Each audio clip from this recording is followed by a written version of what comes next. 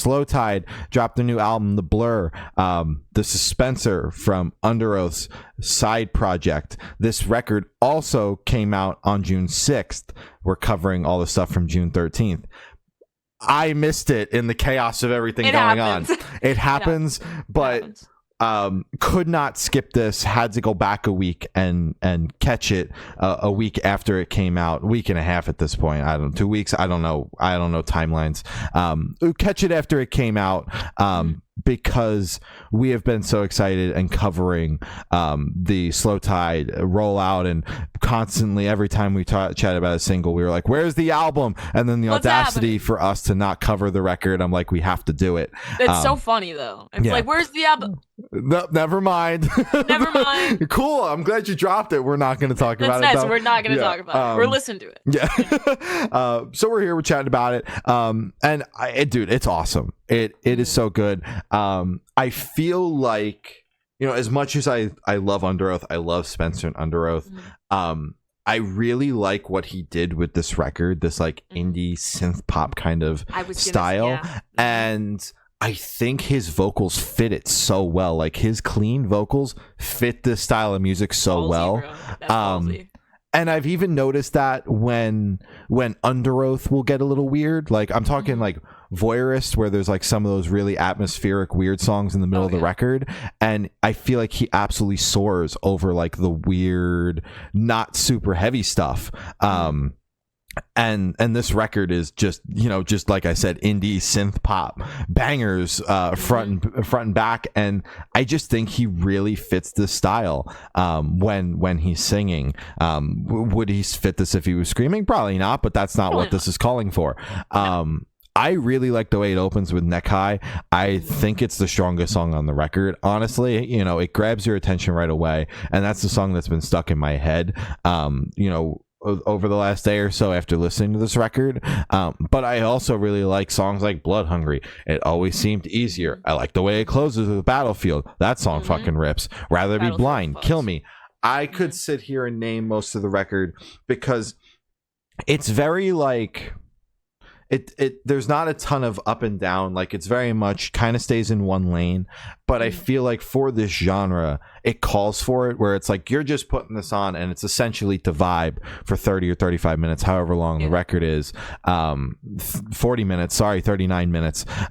You just vibe. So like the kind of staying in one sonic plane makes sense for this record. There's not a ton of out of left field things besides the fact that the singer of Underoath is doing pop music.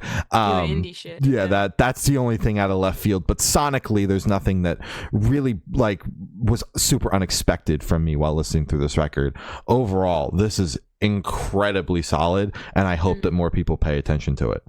Damn straight. I completely agree. So my issue typically with kind of like indie pop records is that there's a bunch of filler or just songs that I feel like just really drag on, where it's like you either didn't need this song or it's dragging on way too much. Like you didn't need that fucking fifth chorus, dog. The song would have been great without it.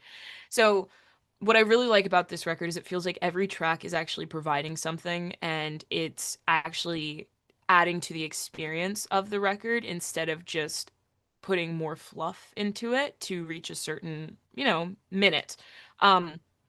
The songs are fucking beautiful. They are well written. They are little tiny pieces of art, because just all the little Easter eggs, or just the little ear candy is the word I was looking for. I fucking love it. And it's like I can obviously, like with Underoath, there are some moments where I'm like, what the fuck is he saying to me right now? Because I don't know. But with this, I was able to actually hear the message he was saying, and it was just like there are really cute songs where it's just like he's recently engaged. So there were like 2 love songs on here, and I was like, oh, that's so cute. Like that must be so special. It's so cute. There's a a couple mental health songs. It covers a lot of ground. It's very cohesive sound wise. It is actually building a experience and a atmosphere, and once it ended, I immediately like snapped out of it, and I was like, oh fuck, that's it. Even though it was 40 minutes, it didn't feel like it. It was incredible. I really thoroughly enjoyed this record. It surprised me because, again, as I said, with indie records, I always kind of go in a bit hesitant, even though I probably shouldn't, because like our whole thing is, listening to new music and giving it an unbiased review. But with indie, I still kind of have a little wall Mental up for block. it. Yeah. It's just because it's like, what are you gonna do differently? Because indie is sometimes such a boxed in genre where it's really hard to kind of make it your own, in my opinion. Like the 5 Seconds of Summer, Five Sauce Five, that indie record, I could not pick it in like out of a fucking room. Like it respectfully. We'll get to something like that soon. But I really enjoyed this record because as you said, it's synthy, it has a lot more pop influence. And I think because Spencer does have that experience in a lot of experience in the very colorful, um, uh, just amalgamation of all the sounds that Underoath has ever touched because they're a very fluid band. They've done a bunch of shit. I think because he kind of has all of those tools in his belt already, he's able to turn indie into something familiar but still refreshing. Mhm. Big fan of this record. I liked it a lot. Absolutely. And Mhm. and just to add on, if you listen to any of the singles throughout the midst of the project, because obviously Spencer was using his personal socials to promote Mhm. this as well, and you were a fan of Underoath and you're like, what the fuck is this?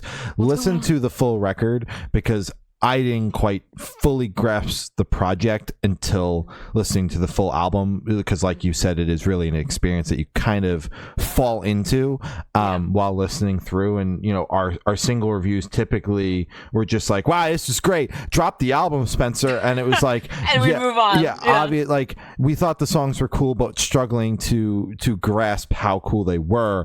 And I think that the full album listening experience is really something to note with this record in particular, because I think we both had a similar feeling of like kind of being transported into something and then snapping out of it when the record ends and being like, damn, like that was an experience that we got, Yeah. versus the feeling that we were getting with the singles, which is just like, this is cool, Spencer's doing something different, but like what else is coming?